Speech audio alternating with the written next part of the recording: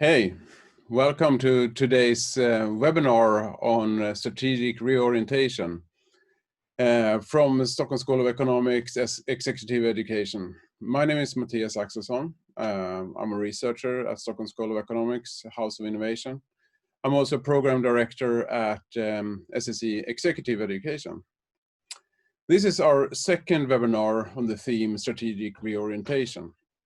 Last week we spoke about the importance of really understanding the uncertainty of today, exploring the uncertainty by using scenario planning techniques in order to find a common ground in the management team about where are we heading, in order to find new strategies, in order to make more robust decisions about where to go. Today we will focus on the hidden potential that resides in any organization. We will focus on what you can do in order to find assets that have this hidden potential in order to create new innovations that will give you an advantage in the future.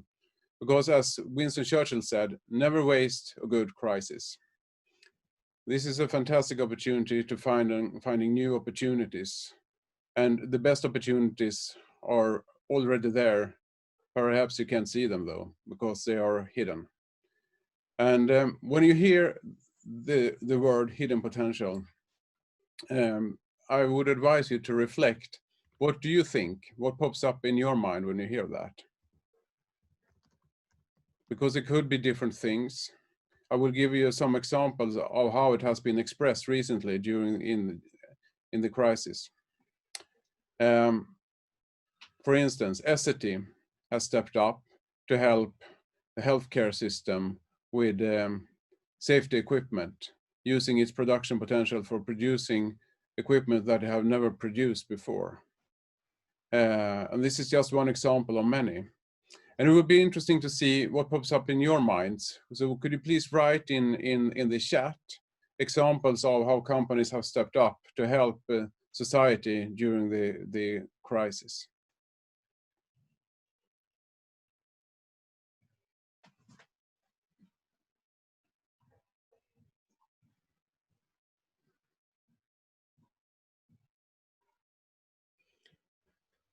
Yeah, Absolute Company is absolutely one company that has made a great contribution. I see here also on the chat, Novare has been helpful with creating a system for transferring people and competencies from SAS to the healthcare system, for instance. Scania has been helpful too with creating hand sanitation, among other things.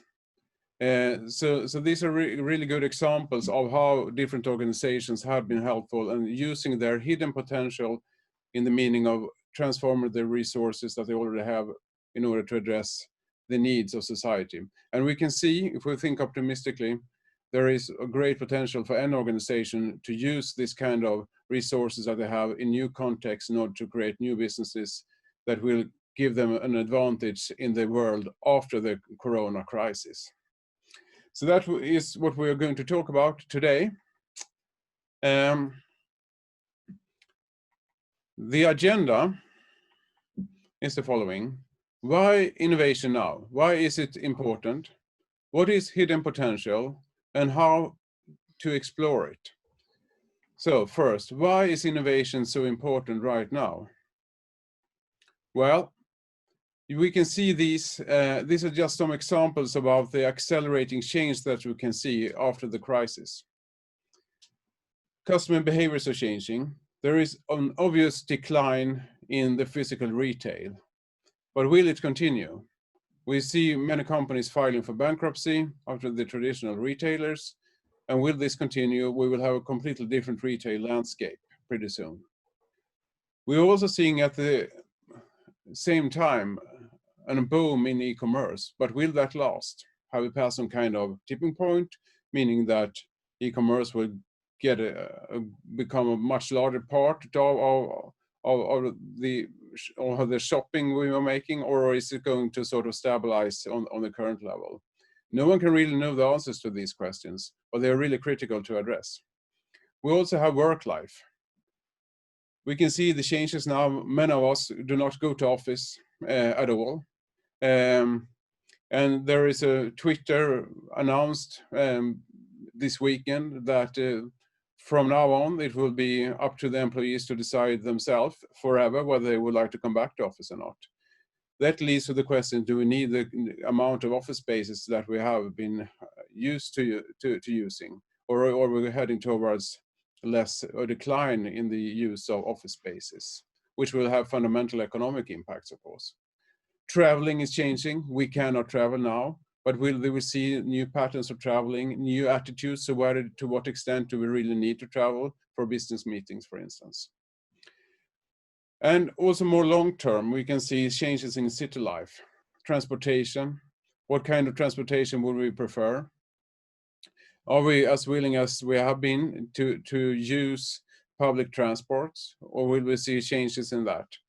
This also relates to urbanization trends. If we are going to work more from home, do you really need to work in the big city areas?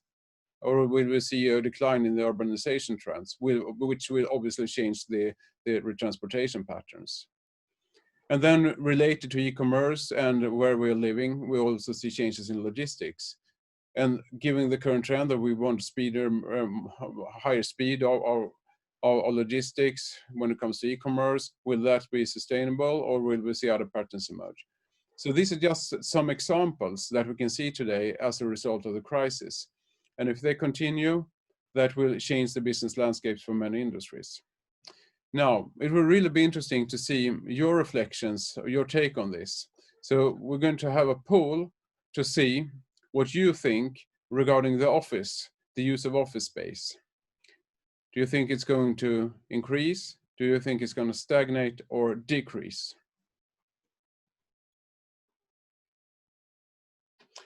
Well, I can see here, you can't yet. The result is obvious. There is an estimation that it's going to decrease by far. No one has yet said that it's going to increase. This is really interesting. You know, the impact of, if you are sort of representing a large portion of the business community, this is really, really interesting indications in itself. So we can see fundamental changes as a result of the crisis. Some of these changes, not the least the one that you are voted on now, is a reflection of trends that have been around for some time, but they are accelerating. And I would like to discuss a little bit with you some mega trends which we can assume they might accelerate, or maybe not, but most likely they will, I think, and the impact will be fundamental. So digitalisation, it has been around for decades, nothing new. What we see now, however, is the opportunities for automatization related to that, 3D printing. Whether that will be hit or not remains to be seen, but it's possible. We see the introduction of Internet of Things related to the introduction of 5G, which will create amounts of data and change how things are produced in a profound way. We'll also see how we manage buildings, just to give as one example.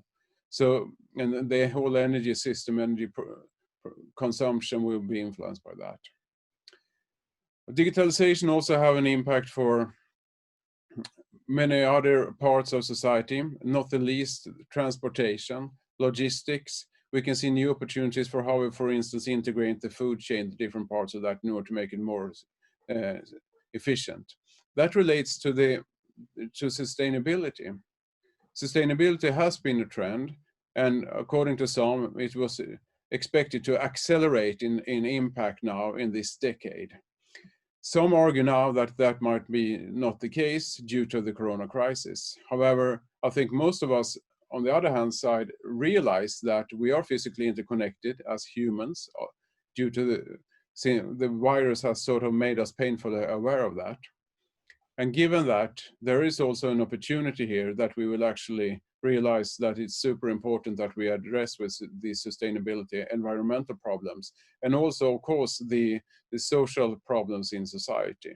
So there are different aspects of sustainability, but they are all interconnected, and they have fundamentally a business impact. We can see it now in many companies like IKEA, deciding that they're going to be climate positive. They're going to have a positive impact, meaning they will actually reduce the carbon dioxide in the atmosphere rather than sort of being a contributor to it. So that's a fundamental change that we are seeing. We also see in how investors are reacting. Many large investment actors are deciding that they're going for green, not for brown.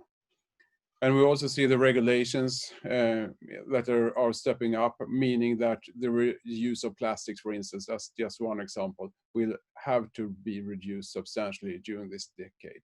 All these combines, digitalization and sustainability, creates a drive for new business models.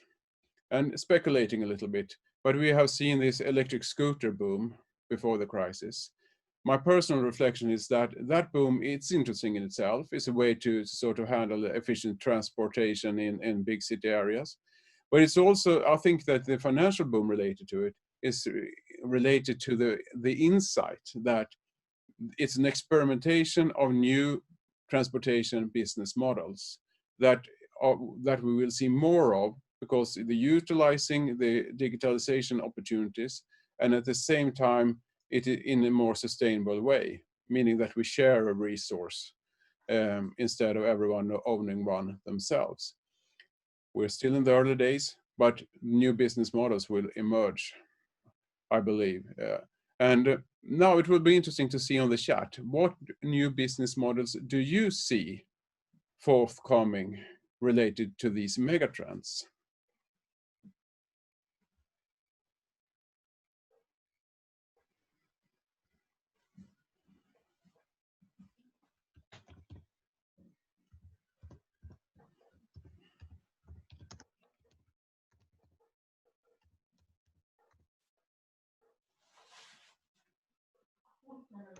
Okay, start popping in.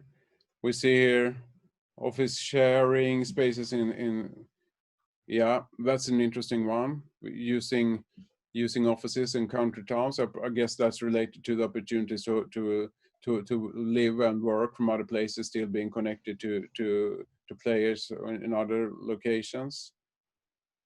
Local production in some industries. Yeah, absolutely. That's something you can see. Shorter supply chains, both better for environment and also faster service to customers.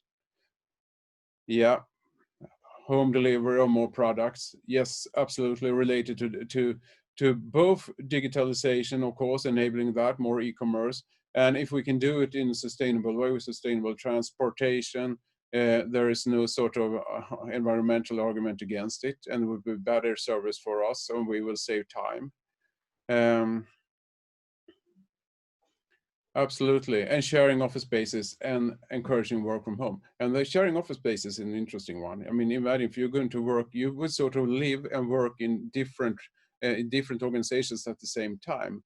And as an innovation researcher, I find that interesting, because you might be able to pick up ideas by working physically with people who sort of are not related to the kind of work you're doing with others virtually. And that sort of dynamics is interesting. Okay, thanks for sharing your thoughts and visions about new business models. I would like to share you with some of my thoughts about digitalization, because I think the most important aspect of digitalization, it's so big, obviously, but I think the rise of the platform companies is the most fundamental one. Because we see this in sector after sector, that the platform companies are emerging, and they are disrupting the established structures under them. And these are well-known brands now. Some 10 to 20 years ago, they were not known at all. They did not exist. And then they have changed the industry they have entered. And the example that I mentioned of electric scooters, I mean, that's an effort also to find platform solutions for transportation. And we will see other efforts too. You see it in agriculture, related to agrotech, as a way to integrate the whole management system for farmers, for instance. You see it in other sectors.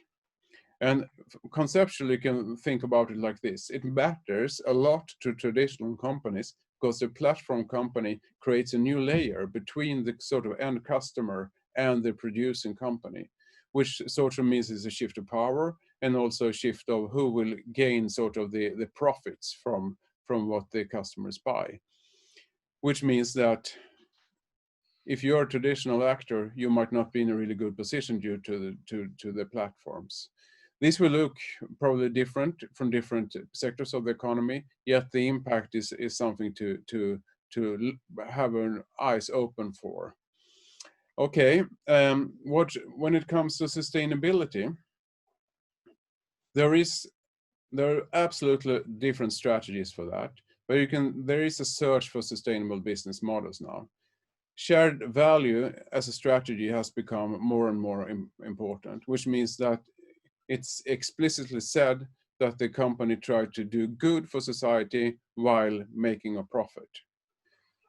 And a trend observation that I think it was August last year that an association of the major corporations in the United States agreed on that their purpose of existing as companies is not only about creating shareholder value, it's about creating value for all actors around the company, including suppliers, employees, society at large. Whether this will sustain, we don't know yet, but it's interesting. And it also, when it comes to, you can see the trends when it comes to recruiting young people, that they would like to see a higher purpose for the organizations they are entering. Circular business models has been a popular concept. We see it. IKEA, again, as I mentioned, is a really interesting company to sort of follow how they implement this. They're really ambitious when it comes to sort of creating a really sustainable circular business model, meaning that eliminating waste in the uses of resources. We also see technology advancements when it comes to, for instance, storage of carbon dioxide, which will open up opportunities for new actors and new innovations.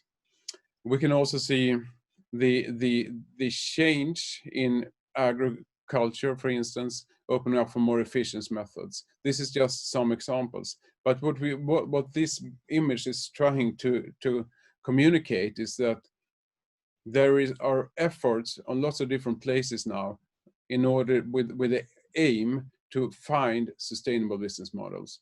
And if this will succeed, the business landscape will change fundamentally in many industries. And if you're not sustainable, you will be out of business.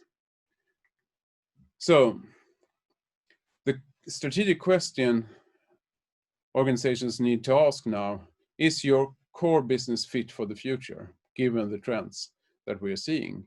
And as you indicated with the poll, when it comes to offices, which is one example only, of course, is that we cannot expect our organizations to be fit for the future. And however, it's easy to, in this kind of discussion, feel that, okay, things are going to be bad, we really need to change because otherwise we will be out of business.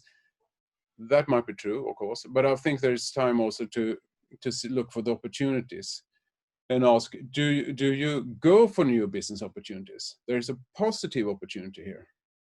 Again, think of the hidden potential, see how we can use it. So let's talk a little bit more about hidden potential. So what is hidden potential? I'm going to sort of walk you through the model here in order to help you find the hidden potential where you're working. When we think about hidden potential, we can think about it in two dimensions. Complexity could be high or low. High complexity means that many different parts are connected. It means that there is a degree of fuzziness. It is difficult to define the hidden potential. You can see it, you can interpret it, but you cannot really define it. When it's low, it means that it's more like packaged knowledge. It's more explicit. It's something that you sort of can understand. You have it sort of in your pocket. The hidden potential can either be internal or in the interface between your organization and an external organization. So, and my view is that most organizations have hidden potential in all these dimensions, but they don't see it. I call them low complexity and internal. I call it rough diamond. One example is packaged knowledge, like a patent, a single patent. I was studying one case at Saab, the defense company. They had an algorithm for defense use, and they thought maybe we could use it for the civil market too. That was the starting point of what eventually became a company, 3D mapping company that is sold to Apple for 1.5 billion SEK. Pretty good deal, showing the potential of looking at your existing assets and seeing them in a new way and letting them develop into something new business outside the existing core. Behind the curtain, it's more difficult to grasp that kind of hidden potential. But if you're working for an organization with having a lots of data, I think you understand what I mean. You have your, what you might perhaps call a data lake, but you don't really know what's there. And maybe you don't, maybe you know what's there in terms of data, but you don't know what values are there. So there's a process of exploring that. But you can be sure that, for instance, customer data, consumption behavior, etc., could tell you new things that opens up for new businesses. And when we start using Internet of Things more, there's going to be even more amounts of data giving us new business opportunities. For instance, if you're a construction company, maybe you should quit being a construction company, instead becoming an information management company, managing the information generated from buildings throughout the lifetime of the building. Just as one example. Matchmaking, it's about seeing the opportunities in the assets that you have already and combine them with the assets of other organizations. Just one obvious example of that is, for instance, the collaboration between Clas Ohlson and Mathem. They combine each other, helping Clas Ohlson entering e-commerce, giving Mathem a broader offering. And mobilizing vision or mission. It's about going outside and seeing a societal challenge that you can address, but not address yourself. You can address it together with other organizations by combining your resources and starting the journey towards finding solutions. Just one example. For instance, car safety has developed a lot during the last decades, but it's still a problem that people are killed by cars. People are also killed in bicycle accidents. So it's pretty dangerous to travel So what can we do in order to sort of reduce the risk of being killed or injured by, for instance, vehicles? Well, that's a mobilizing mission that, for instance, the CEO of Autoliv wrote about that in Dagens Industri, that they are setting out and saying, we are a forerunner, we would like to take on this challenge, but we cannot do it ourselves. We needed to take on it together with other actors.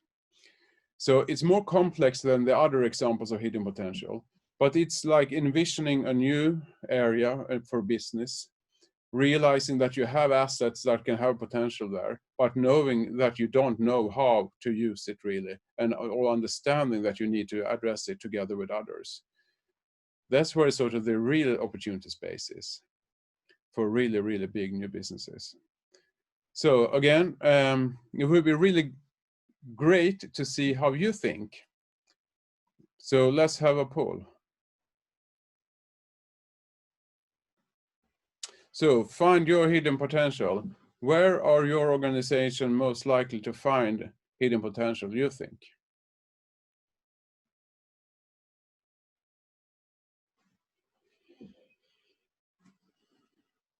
Okay, the results start coming in here. We see, well, it's pretty well distributed across the different types of hidden potential. I see matchmaking here is the one mobilizing most interest, and it's followed by mobilizing mission. It's interesting to see then that what you're actually saying is that you see the hidden potential in the intersection between your organization and others, which means that the consequence of that being skilled at collaborating is absolutely key.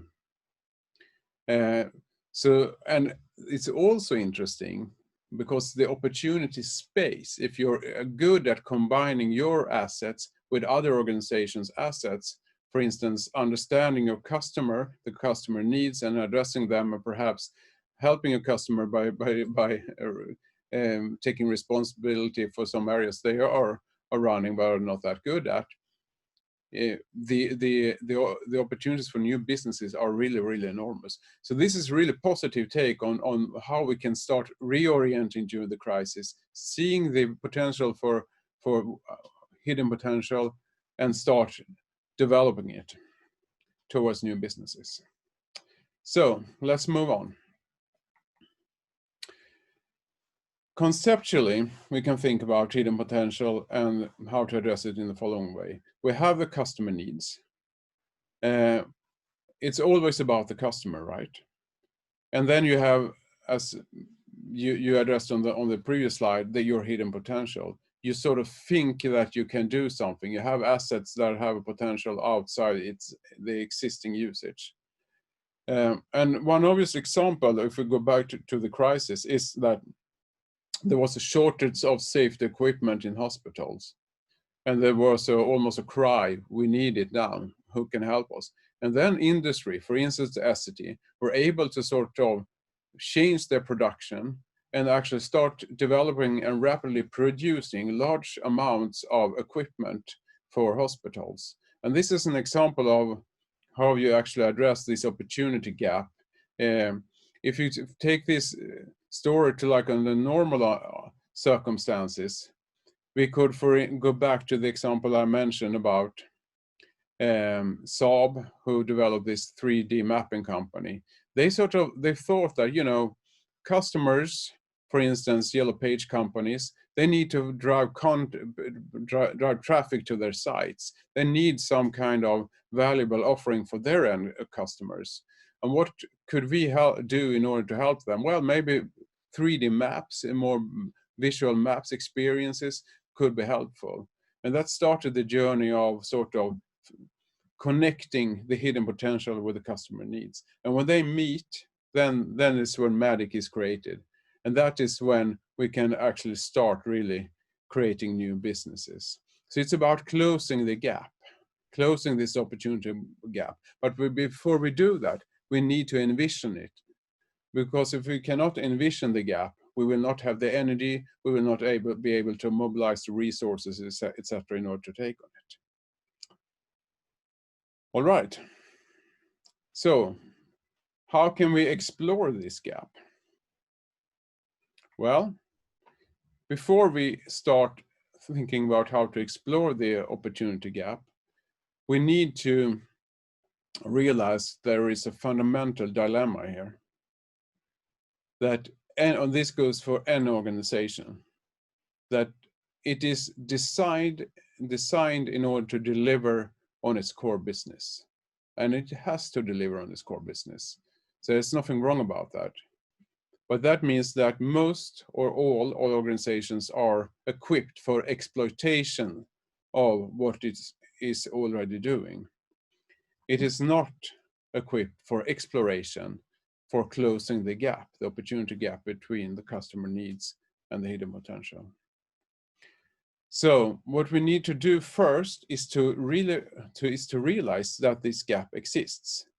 It's not something that we sort of can avoid, because you have the incentive system, you have the budget system, you have the sort of decision-making system, you are still making all the money or most of your money from the core business.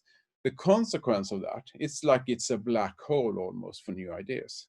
I guess many of you have experienced that already. Someone comes up with an interesting idea, a new concept, maybe we can do this for the customers. I have an idea about a potential new business models or new collaboration with a company. How can you take on that? Well, we start up ideas. It's easy to have an idea, but then we should start working. and nothing much happens. It's because we don't have the capacity for exploration.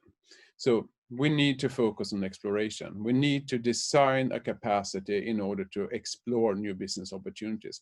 Otherwise, we will not be able to realize the hidden potential, which means that the reorientation that will be so important now following the crisis, given all the changes that we're seeing, will not take place. So exploration is absolutely key.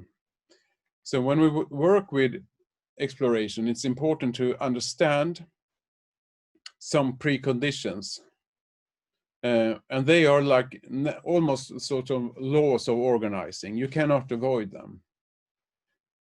And maybe, I guess several of you are from Sweden, and we don't like talking about power. But power is always there in an organization. It's about who makes the decisions, who has the status, who controls the budget, etc. So I will talk a little bit about these two aspects of preconditions for exploration. Power to act. What does it mean? It means that if you are working with exploration, you need a policy backing you. It means that probably the board has to make the decision that we should explore new business opportunities. Otherwise, you can start something, but you will not be able to sort of scale it up. And that's what we often see. There are good initiatives, nothing much happens when more resources are required because you cannot relate it to a policy. Therefore, you need a policy. And then if you are sort of the person who is responsible for exploration, if you're going to ask someone to take on that job, you must make sure that they have the mandate to make the necessary decisions. If you don't have that mandate, things will stall. It will take too long time. You cannot, and this is one of the critical aspects, and also what we have seen many sort of reorientation efforts during the crisis already, that if you can make decisions, if you have delegated decision making, you can actually come up to speed and take on opportunities.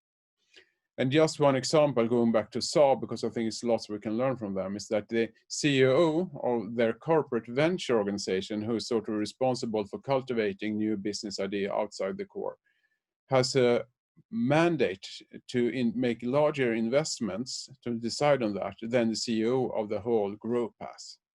This is one example. It's a fundamental power associated with exploring new business. And talking about budget, you need a budget too. It does not have to be a large budget, but you need a budget. Otherwise, you will get stuck. But so you need sort of decide in advance, how much are we willing to invest in order to take on new business opportunities? Just start experimenting, testing new ideas. We need to back it with money. And then we also need to think about a fourth dimension here. It's KPIs. And this is where many organizations go wrong. They start up new businesses, see new opportunities, and then they start measuring the results, referring to the KPIs that were relevant for the core business.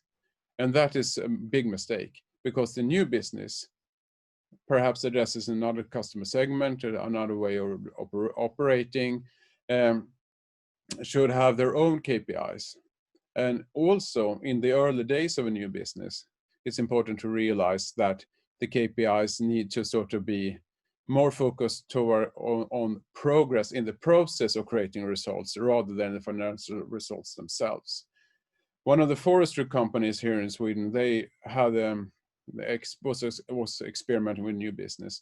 They did not measure the results compared to the standard KPIs. Thereby, they were able to see it develop. And once they were started taking off, they learned lots of things. And they saw that as a vehicle for starting investing, acquiring other companies, and sort of building a new business.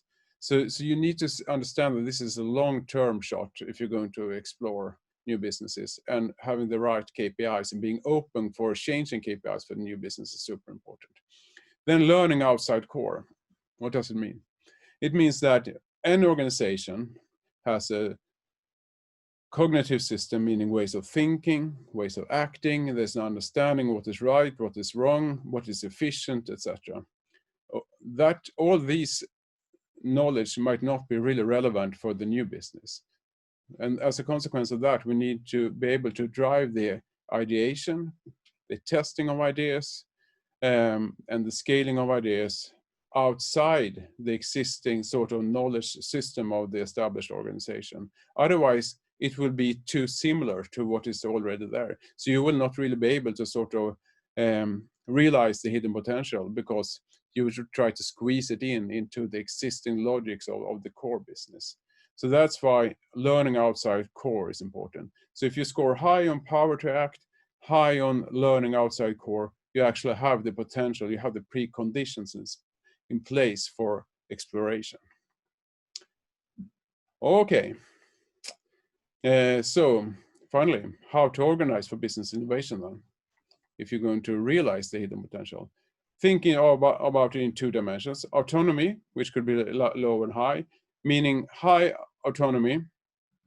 It means that you score high on the capacity to make, on the power dimension to make decisions, etc., and on learning, the capacity to drive learning outside core. And low obviously means less so. Organization, we can explore new business opportunities internally or externally. Obviously, there are mixes in between them, but conceptually we can think about it as two different kinds here. So which different types do we have then? Innovation lab is a pretty commonly used organizational solution, meaning that we have a lab, a small group of people working, experimenting, testing new business concepts. But they often don't have the mandate, the budgetary means, etc., in order to scale new initiatives, which often means that it's difficult to go from idea to results. Skunk Works is iconic, comes from the military industry in the US. Way of organizing means very autonomous team, located outside the existing organization, having the capacity to explore the new business in a free way, meaning that they can drive learning, make decisions fast. I was studying one example about from a defense company of an innovation that eventually became a medtech innovation. The team was organized independently, and after a while, when they started getting traction on the market, they were granted the right to establish a new independent company, although owned by the mother organization, in order to sort of be able to make the right decisions. And you can also see this in government authorities experimenting, and Arbetsförmedlingen in Sweden, the unemployment agency, they have an interesting job tech case, which I think you can categorize as a skunk works. It's a way to sort of integrating different actors on the job market through a new platform. And that has emerged and is established now, and has been driven by a team fairly independent from sort of the line organization, although it's internal within Arbetsförmedlingen. But they are located outside the mother organization, etc., and have freedom to operate. Incubator, you also see some examples of that. I think perhaps you can classify Beyond in the Ideon in Lund as one example of that, which means that you sort of just send away a team with interesting ideas to an area outside your own organization, combine it where other companies have people working too with interesting concepts. So you have a learning from different companies, from different industries, you have some coaching, etc., and you have sort of freedom to start experimenting. This is really, really good for the learning part. However, when it comes to scaling up and realizing the new business, there is a risk that the new initiatives don't have the power. However, obviously, there is a potential for dynamics, so any project can change position in this model too over time. Sourced innovation is an interesting example, because it means that you sort of hire another organization or collaborate closely with another organization in order to really take on the new business opportunities, realizing hidden potential that you would like to achieve.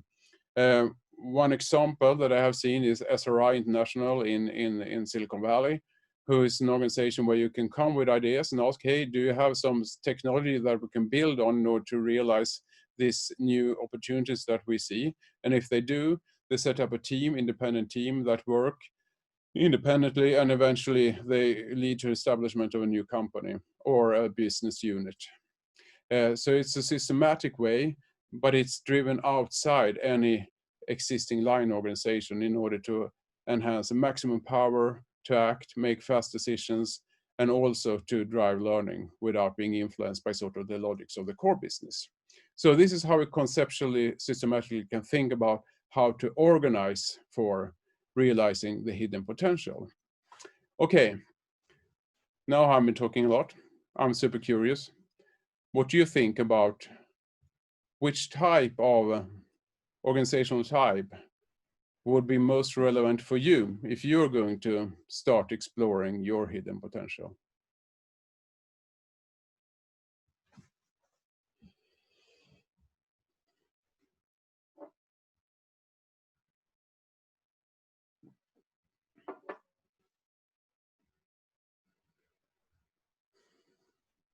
Okay, it's fairly evenly distributed. I think the sourced innovation, no, Skunk Works, no, Innovation Lab has the lead now. 64% of you have voted. Um, and it's fairly evenly distributed. Incubator seems to be the less relevant. Innovation Lab is sort of the winner, if you use that term. Skunkworks and Source Innovation are on the second place both. Okay, how can we reflect on that? I think it's natural that Innovation Lab has sort of get the traction from you, because it is easier to set up an innovation lab than going for any of the other, because it involves less contract. You can control the decision yourself. You just need a couple of smart people start working with that, and you have a lab, right? And I think it's a good place to start. But it's important to be aware of the opportunities for other ways of organizing. And any innovation process might take a long time, and you might need to shift the organization, and being open for that. So you can also almost see these different ways of organizing as a portfolio of different options. You can look at any project and ask yourself, what kind of organizational solution does this need? And you see there's almost a mirror of this model here and the ones we talked about before, about the different types of hidden potential. If you go for mobilizing mission, you are likely to need a very, very independent organization in order to take on that, which means that some kind of sourced innovation or collaborative innovation outside the existing core will probably be necessary in order to sort of be able to really explore that space. But if you go in for a rough diamond, you could probably do very well with an innovation lab, I think. So it all depends, but being skilled, finding the right solution, it's absolutely key. Okay, so how can we conclude this? If you would like to get ready for finding the hidden potential and creating new opportunities as we move beyond the corona crisis, remember that the organization is the vehicle of innovation. Edison invented the lab before he invented the light bulb. So it always starts with the organization. And as always, an organization is the result of the people involved, but also the structures, how we organize them, the processes, the way of working, the culture, all these things. And it all boils down to leadership, which means that at the end, you need the courage to take on the hidden potential in order to realize it. So in order to get started, you need to envision the post-corona opportunities, to think outside the box. We are all part of different boxes, to start thinking anew, what's out there, what opportunities can we see? Remember the image with the customer needs and the hidden potential. What are the customer needs? What are the hidden potential? What opportunity space can we envision, and how can we start taking on that? So there's a job that needs to be done. But the first question, I think, and this goes both to you personally and in your professional role, what is the hidden potential, you think, where you are? And I think it's something that is, in a way, fluid too. There might be one answer today, another tomorrow. So it makes sense to come back to that question on a frequent basis, and especially in a time when things are changing so rapidly as it's now during the current crisis. So look for opportunities and go look for the hidden potential. And if you would like to read something about it, I have this book being published soon. It's called Dold potential in Swedish, hidden potential, and it's about creating innovation outside the core of the existing organization. So you will get info here if you would like to pre-order the book. It's possible just to send an email to the publishing house and they will book your order and you will have the book shipped once it's printed. Okay. Now I'm really, really interested in what you are thinking about what we have been talking about now for some 45 minutes. So those of you who would like to stay, I'm here for a Q&A. So please write in the chat and I will do my best to answer your questions, respond to your reflections.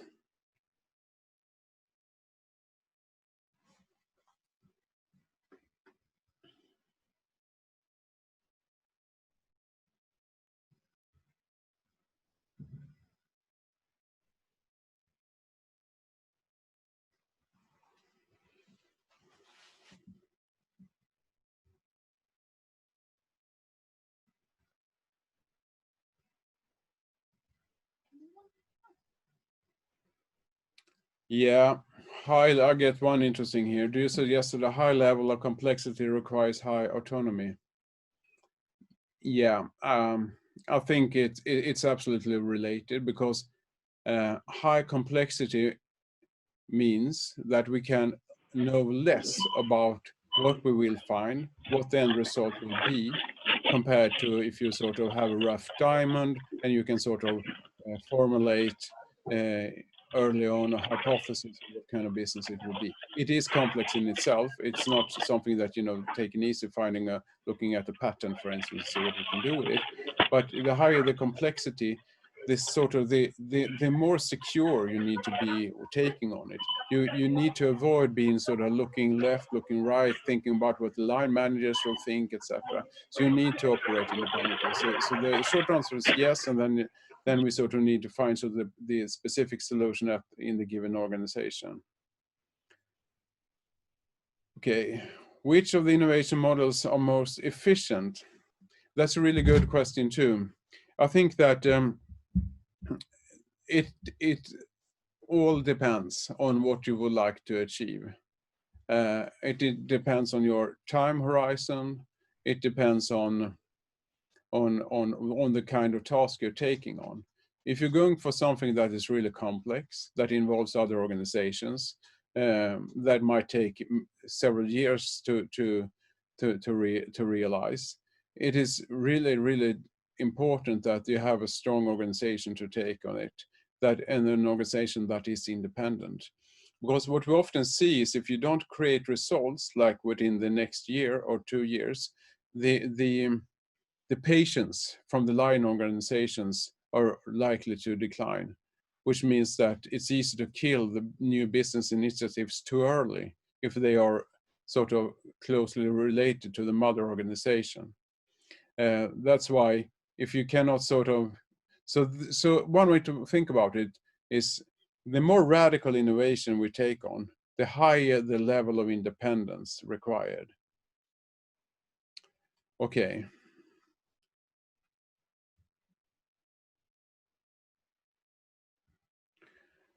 Post-corona innovation, in what areas will post-corona innovation come first?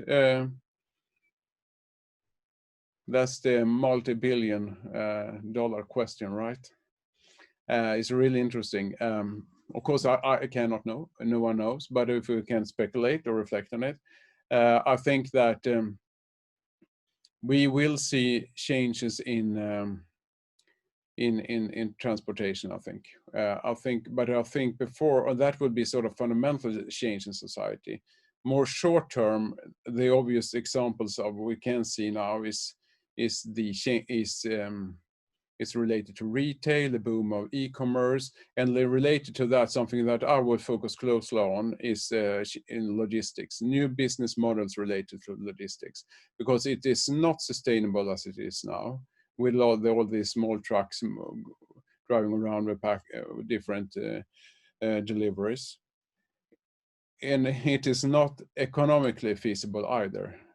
So we need to find new innovations in order to sort of deal with that challenge. And that will have a fundamental impact on the job market, creating new jobs, creating obviously a growth for those companies who are there. Okay, let's see, what else do we have? Getting funding for innovation will be a challenge now. It's a burning platform. It's a burning platform to move from. This is a really good question.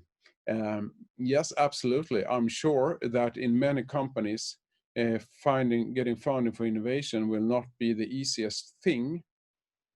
And this will be the perhaps major shakeout if we sort of look beyond the crisis. Those organizations who can still focus on innovation will be the winners tomorrow. But those who can't are more likely to not be there when things take off again. So, I mean, as I started with this Winston Churchill quote, never waste a good crisis. It's what it's all about. Use the crisis in order to create new results for the future. And if you start to look in the strategy literature, you see that if we learn from previous crises, one of the key learnings is that companies that manage to still focus on innovation actually will be among the winners tomorrow. And there is also risk, and something to be aware of, that in any crisis, companies that sort of were in the winning position before the crisis might not be that after the crisis, and they might not ever, and they might perhaps will never come back to the positions they had, while others will take their positions because they were better at innovating. Having said that, I do understand that it's difficult if you're working for a company having tremendous losses, etc. But this goes back also, it's interesting to what several of you addressed in the poll, that you see the hidden potential in the intersection between your organization and others. And that is often how innovations are created. That is often how new innovations are founded the best, is in the intersection with others. So finding partners, collaborating with customers, etc., might be a way to actually deal with the crisis in order to get the funding and get the share resources with others in order to create new innovations.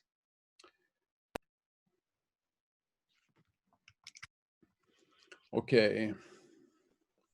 Should there be an exact match between an area or?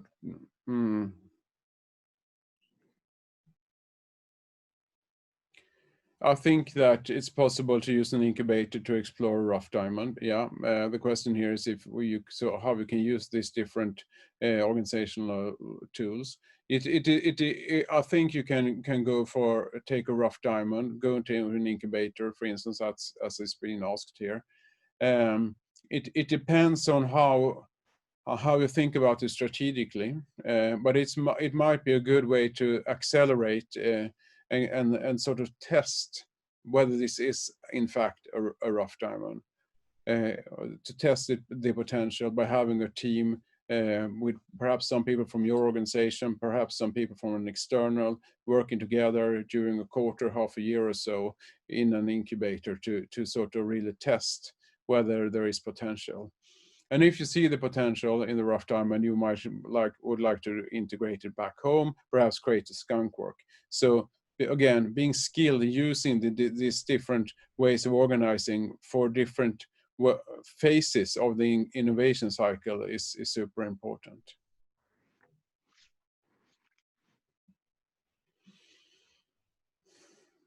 Yeah, this is a good question. How far should risk management go along the process of trying out new business ideas, opportunities? I'm glad that you raised that question because it's sort of it's one of the keys. If you like me are advocating that we should go for more business innovations to look for the hidden potential of creating something new outside the core, we also need to do it in a cost-efficient, low-risk way. And there are several tools for that. And I think that going back to, for instance, the lean startup movement is absolutely key, which means that start out early with like an ideation of many different ideas. Try to kill as many of them as early as possible to see which are the most robust ones, and then start experimenting, testing hypotheses of thinking, in particular in the beginning, in 2 dimensions. What is the value for customers, and what is the potential business size for us? So yeah, again, aiming to find the answer to 2 questions. Can we create something valuable for customers, and can we make money for us? If you achieve yes on both, you are in a good position. And you're able to start motivating that you should invest more. And as you move along in this sort of different test cycles, it makes sense to pretty early ask your customers to be part of and paying for the early prototypes. If you can do that, you get a check that there is a market relevance for what you're trying to do. And I know some of these organizations are pretty good at business experimentation. They say that one criteria is that we should have at least 2 paying customers before we start scaling, meaning start investing more, pouring in millions. That is one criteria. Another is that you should, at least if you go more radical innovations, you should have an external part sharing the risk to investing in the new business before you start investing a lot yourself. That's a way to sort of validate the relevance of what you're trying to achieve. We're testing the relevance of the hidden potential, that you are actually on the journey to make it less hidden and instead making it a realized business innovation. Okay, we have one here. SME have a challenge to manage their business or surviving, while innovation is okay, how to support SMEs. I know that it might be more difficult if you're sort of smaller in organization compared to if you're a large one. I think there's a huge difference between a medium-sized company and a small company when it comes to both access to the hidden potential and also the muscles in order to take on it. But again, the same strategies are applicable. That's my experience, as long as you sort of take time to reflect on how to use it. To give you one example, I had this fantastic reflection from a PR company. They said, they are really, really small, but they see the potential that they can combine their skills in communication, etc., with a competence from a publishing house in order to actually create a new publishing house potentially. I think that you can be skilled at combining your resources if you're small with others will actually be the most efficient way to start taking on new business opportunities in a low risk way. But having said that, you also have other sources of funding. Almi Invest, for instance, might be one source to go to in order to sort of find the muscles that you need in order to take on a new business. And again, the size of a new business, whether it's sort of valuable or not, it all depends on what you have. I mean, if you're a small actor, adding a new business, kind of new business model, giving you 1-2 million SEK in extra revenue, that might be actually a good and substantial contribution. And if you are a large multinational company, less than 1 billion would not even be worth considering. So the potential you're looking for is relative your own size. So it's important to keep that in mind and see and go for it. It's all about at the end of the day being entrepreneurial and daring, and that goes for all organizations. The hidden potential is there. You can take on it, you can realize it, but you need to be entrepreneurial. Okay, now it's 2:00. Thank you. Please send us an email, contact SSE if you would like to hear more about this. If you would like to get in touch with me, you can find me on these here. This is where you can find me. So please, connect on LinkedIn, send me a text message, an email, etc. if you would like to talk more about the hidden potential and what you can do about it. Contact SSE if you would like to, get involved more in further discussions about this. Okay, thanks for participating, and thank you for all your interesting questions, reflections today.